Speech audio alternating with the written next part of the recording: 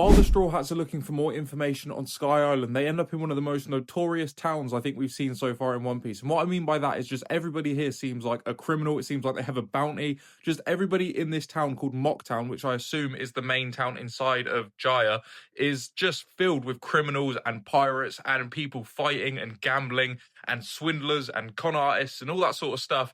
But it seems like the more money you have, the more respected you are, or the less you have to deal with in this town. Like the main guy, it seems like in this place is someone called Bellamy, and he sort of runs this town. It seems like everyone sort of fears him. We see at the beginning of the episode one, he loses like this bet against somebody in this game of like cards or something like that. And he obviously won, he lost fair and square, but because he has this sort of power, he's able to manipulate the situation to get this guy killed pretty much and, not lose any of his money because he has that sort of power. But like I said, this town seems very deprived of any reasonable people. They all seem pretty evil, pretty notorious. Bellamy himself is an interesting character to begin with because he has a philosophy that I don't believe we've actually seen yet in the show, and that is that he wants pirates to stop believing in this fantasy of the One Piece and stop believing in their illusions and their dreams and their delusions. Essentially, he says to Luffy that he wants to create a new era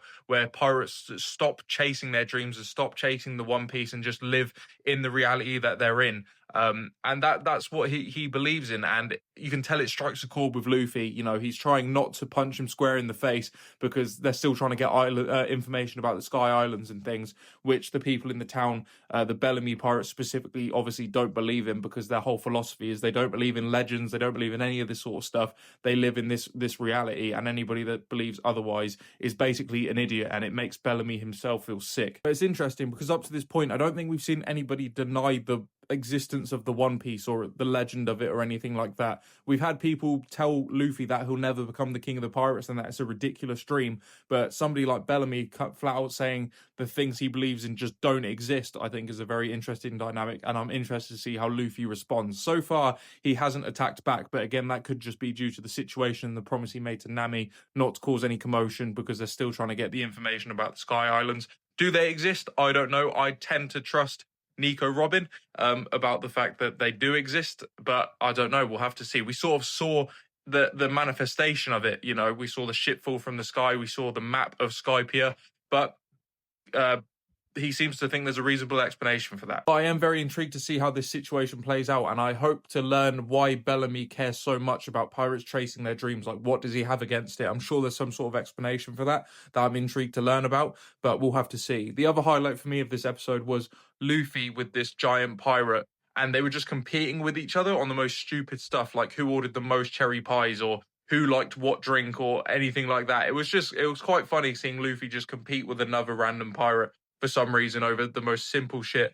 And it was quite an interesting change of pace in the episode because he was the only other pirate that seemed like sort of not really scummy, not like a con artist. He just seemed like competitive, like Luffy a little bit. I don't know. He just seemed quite interesting. And the wrestler in this episode as well that was going around beating people up, who's also not got a bounty because he beats people up under the radar, it seems like.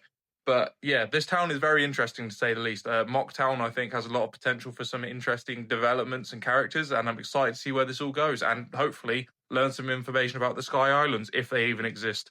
But we'll have to see. But yeah, I really enjoyed this episode.